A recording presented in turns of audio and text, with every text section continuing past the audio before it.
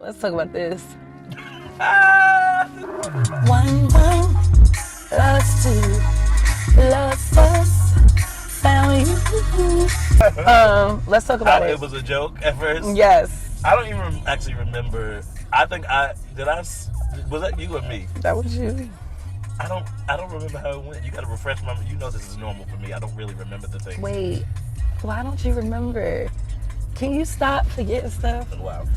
Can I stop forgetting stuff? It's not intentional. You know that? We were joking about something, and I was like, well, 1-1, lost 2. And we started laughing. I was like, wait. I think we were like, yo, that could be a dope story. You were like, 1. You were like, 1, W-O-N. Get it? What? I was like, Get it? I get it. Like sometimes you experience some things in life, and on the journey, some people that start out with you on the journey ain't gonna be there at the end of the journey. I'm different now. I'm sorry. But I just want you to know, you're gonna be my friend forever because I'm not doing this no more. Wait a minute. That's what people start getting. You gotta watch these people. You don't know what the they get journey it. Did you know not what? hear the word? You don't know what That's the journey problem. is. That's why you lose friends, because they start talking crazy and it's like, oh, all right. I mean, you know, okay. How do you feel that the album is done? That's an interesting question.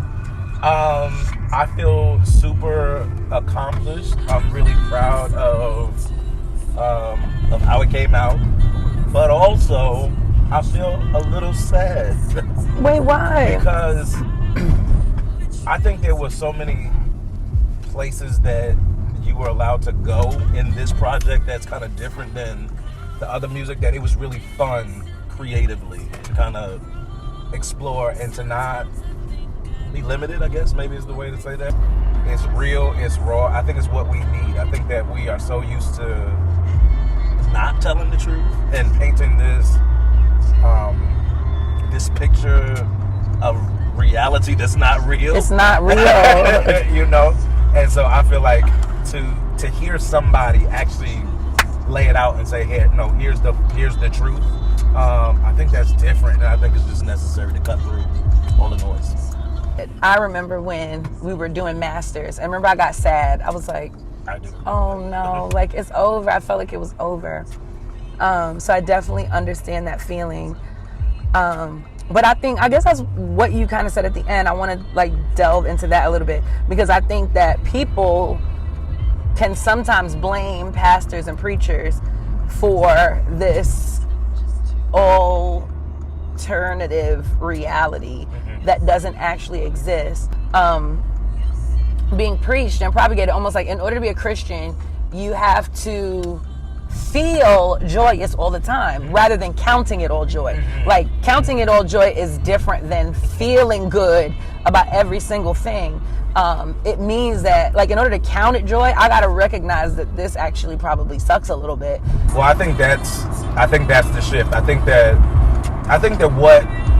think people are well intentioned sometimes. I don't think that everything starts with some bad motive, right? But so I think that for a while we had been so bound and sad, especially the African American church coming out of slavery into Jim Crow. Like, we needed a hope that was beyond like our circumstances. And so I think that there began to be this heavy emphasis on like joy, push through at the expense of the truth. And I think, pun intended, I think what's been missing from our experience is the full journey. Yeah. Right? Like we have shrunk our experience to what happens in 2 hours on a Sunday morning. But we live the rest of this week in sometimes an alternate reality to what was preached. And I think what I see people miss the fullness of His grace, because it's when I really admit the things that I'm dealing with, the things that I'm struggling through, the things that didn't go so well, that maybe even were self-inflicted. In light of that, that's when I really begin to see how good He actually is. Like, you're really, really good, because I know my own stuff, I know my own struggles, I know the situations that I'm facing, and for you to still show up in the midst of that is what makes you good. And so I feel like to ignore the experience is to really minimize the fullness of who God is in our lives. Well, yeah, you got to see the full picture. Yeah. I think so often we've believed and we haven't counted the cost. We haven't really looked at like, okay, what it's actually going to take to follow Jesus. And then you kind of get sold that there's like another version of this that we should be living in, or everything should go well. But the reality is, it's like, that's not real life. And I think that we forget, like, even with us going through the pandemic and going, like, the Lord was telling me, like, how do you think people that walked through the bubonic plague, how do you think they felt, when people were dying? I think sometimes we look at this stuff as it's just history, but not realizing that those were real people that lived through that. How do we think that those people, even when Jesus was born, like, they had killed all the firstborn male sons? Hello, that is tragic. Like, people actually walked and lived through this stuff, and we sometimes make it, make sure I'm not about to get into an accident, but we sometimes forget that, like, yo, you're gonna walk through some crazy things, and this was never like not on the table for us. Like, this is on the table, and this is what people walk through. This is how the world is, and some of us have built our worldview of God around everything just being peaches and cream, but that's not a reality. I know it's a 112 spirit over here, but like, that's not the reality. And we're always going to go through things, trials and tribulations. And this is why, how I feel about this American gospel and this thing that is more capitalistic in nature than actually Christian in nature, that the Lord wants to really do away with that. And so I think he's pushing the reset, and I think it's important for artists and voices and politicians and anybody who has a platform to actually start to tell the truth about, and we're believers, right? That we actually start to tell the truth as we preach the kingdom, Well, I think a part of that struggle, and I even want to talk about that in light of really your project, is a fear of judgment. If I speak truth, the real deal about what I've experienced, are people actually going to be able to handle that? Are people going to still be able to honor what I give to the world? Right? I'm scared. I think that's a real thing, right? And so I actually, I'm going to ask you about that. Like, how do you feel now that you're putting out this volume, this body of work, and it's not Jesus, although he is in there. He's in every track. And he's been with me through everything. He is the journey. He's a part of the journey. He's never... Wait a minute. That actually just... Watch it. He was a part of every experience. Moment. There's not a spot in the journey that he left. So he was there. How do you feel about, like, people possibly judging what you're doing? I don't know. I think I'm better now than I was at first. But I was very afraid of how people were going to respond to this project. And if I'm honest, there's still a little bit of like, some of it is just because I'm doing something different. So I'm not just doing worship, but this has always been the type of music that I've written and sung, go back to the first album. Go back to the first, because some people think this is my first project, but that's not true. Yeah. It's the first after people have known me a part of Maverick City Music. Right. But Mav is a group full of, it's a collective full of artists. Yeah. And I've always been this kind of artist that has done real life music. And so, I think it's a little bit jarring for some people. So I think some people would just be like, just worship. And I actually had a girl say that to me once. Wow. She was like, I don't know why you singing all of this. I just want you to worship. And I'm like, first of all, my worship is not for you, child. But, because my worship is to God. Yeah. And I know that I'm a worship leader, and I'll always do that. And I do that proudly. Come on now. Don't nobody want to really sing nothing but that in real life. But, here you go. But I think... for me, it's important to tell these stories. There's the reason that I can stand on a platform and sing, "Great is your faithfulness to me," or "Jireh, you are enough. I'm already loved. I'm already chosen. I know who I am. I know what you've spoken." He's not speaking it to me on a stage on a Sunday morning. He speaks it to me as I live and walk through my daily life. And so these songs are actually the songs that come from the process, me walking out this journey with the Lord, right? And him preparing me to be able to sing, "Great are you, Lord." I can sing that because of what I've walked through in some of these instances. I've seen the faithfulness of God. I've seen the faithfulness of God. I've seen him stay with me. I've seen him love me. I've seen him redefine even who I am. All right, y'all, I'm about to get worked up.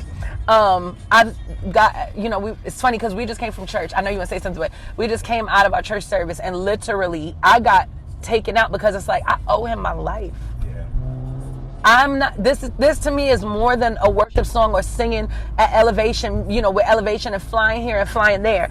This is my actual life. God has saved my actual life and literally changed my mind about things that I wouldn't, okay, I'm trying to be good. Okay, I'm trying to hold it together. He's literally saved me and taken me and allowed me, hold on. He's been with me through valleys, because I think I've avoided valleys, but there are lessons in the valleys that we sometimes skip over.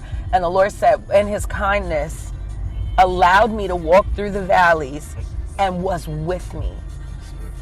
Like, I owe him my life. Yeah. And so if you hear me sing a song, on a worship song, it's coming from this. And I think that we owe it to people to release the music and the things that come from those moments as well. I'm gonna let you talk because you're bursting. Well, I'm bursting because of those labels. Because I would argue, and I might, I'm already with you. Mad, but this is worship. It's this worship. Entire body of work is worship. The Bible says that we are to present our bodies, our entire lives, right, as living sacrifices, right? And so that's all of us. That's our experiences. That's our good days. That's our bad days. That's the things that we did wrong. That's the things that we did right. All of that. Now offer all of that to me as worship. And so when we put worship in a bubble and say that this is worship because of the sound, I think that we've missed the fullness of the experience that God wants. He's worship me with your everything. Let your life be worship. And so when you now begin to tell your story, when you begin to tell the journey, that's the testimony of Jesus. That's the testimony of what he has done for me. And if I only tell you the end, but never tell you how I actually got there, I think that we've missed the fullness of what God has been trying to show to the world of how good I am in the valley. I think we love to show our mountaintop experiences, but we forget that he is the God of the valley, right? David literally said, if I'm in the valley of the shadow of death, I'm not fearing evil. Why? Because you're present in the valley. And I think that we forget that we have a God, the same God that's on the mountaintop is the same God that's with me in the valley. And he's not swayed by my valley experiences. After going through the stuff that I wrote about, I know Jesus in a different way. I can't say, now here's the thing, what I'm not saying is I'm more better and I sin, I don't sin anymore, and I'm not saying that. I know who he is. I am more aware today of the grace and the goodness and the gospel of Jesus Christ than I am of my own goodness and my own graciousness and how faithful I've been to him. No, I'm more aware of his faithfulness to me, and I think I'm more in love with Jesus today than I have been yesterday. I'll just put it to yesterday because it's a daily thing. But I think that's the thing. I think that we have been so afraid of living the full experience of our lives, because it's almost like, God, there's no way that you're going to get glory out of this, so let me hide this part of myself in order for you to get the glory. But you're God. Like, even the worst of my days, you'll get glory out of it. You know what's one of my favorite words in the Bible? It's the propitiation. Oh, yes. I love that word because, how to say it, but listen, but I love that word because it's it's not just Jesus covering the sins that we know about, right? And what came after him, but it was what came before him. He covers all of it, and what even comes after our moments and times with him, of accepting him. That to me, that's the sovereignty of God, that he would say, hey, I know every sin that you'll commit. I know everywhere you'll fall short. I know even the stuff you won't change because you don't even know. Didn't nobody even tell you? Did nobody even tell you? Did nobody even tell you that this was wrong? But when I think about the fact that he has covered and thought of it, and when that Naomi stripe hit, it was all the things. What was the hardest part of the journey to journey? What was the hardest part? Oh, I can answer that question in different categories. Okay. If I'm honest, I think it was the boldness to be able to really let you listen to the songs before they were Oh, wow. like put out. Really? Yes. Why was that such a big deal? I think it's probably because I value your opinion and we're usually on the same page. So if we weren't on this, I would have probably just rolled over and died. Nah, I would have been all right. But I think for where I was, because remember, a lot of this got written in another Valley season. Like I went through another Valley and wrote the rest of Journey. So I think my soul was fragile and I couldn't take, I couldn't take it being like, this is not good, right? I wouldn't have been able to take that. But it's a vulnerability. Yeah. So me sharing my music, like there's songs I wouldn't show anybody. I was just holding it, and I would talk to Adele like, hey, I want to do this song, but I didn't want to send it to him because he's like, Nay, how am I going to produce the song if you don't send it? I just didn't want to share it. And so I think it was probably like sharing, not just with you, but like with others, like, hey, this is the idea that I want to do. This is what the topic is about. I feel like I have to explain this because if I now share this song, you're actually going to see into my soul and you're going to see what's been going on with me for the last 6 months or the last 2 weeks or yesterday. And that is vulnerable.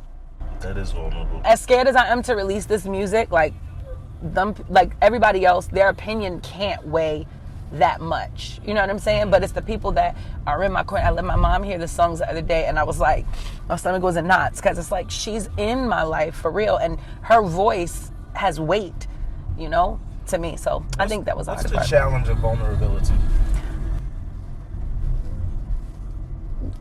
Why are you asking me this? I'm sorry. These are the things that are coming to my mind. It's being seen for me. Oh, wow. As visible as I am, I'm comfortable being seen as a worshiper because God is worthy of worship. There's no question there. Like, what are we talking about? He's worthy. But this music is more of a public service. And so it has to be palatable for people to actually receive the message that I'm trying to give. And there's a part of this that goes, oh, now you're going to see me. You won't just see the end result. You'll see the whole thing. And some things, some things are better left unsaid. And there's a reason why some of these things are private. But I feel like I get an opportunity to let people into the process. And it's personal. And people judge. Like I'm opening myself up to questions. And hey, what happened with that? And sometimes, then I want you to say something on this. But like, sometimes I think it's I don't know if I want to peel this scab, So once I put this out, this is out and this lives.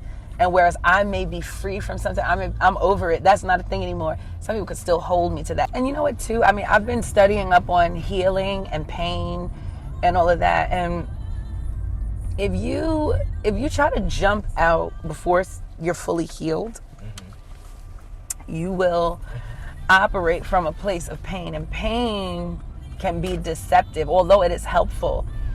I think if I had moved and released this project when I wasn't healed, and I still, if I'm honest, I think there are some things that are still, the healing process is being completed. But I think I'm pretty much through most of it. I think if I had released it before then, I wouldn't be able to deal with any criticism.